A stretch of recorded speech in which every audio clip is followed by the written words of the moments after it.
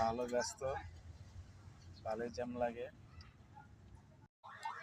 এটা হচ্ছে কিশোরগঞ্জ ব্যস্ত শহর, মাছ ধরতেছে, জ্যাম।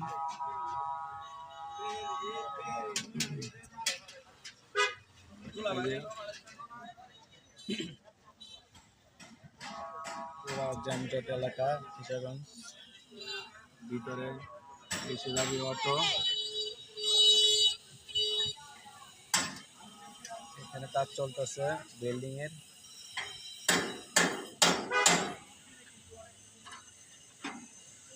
কাজ চলতেছে,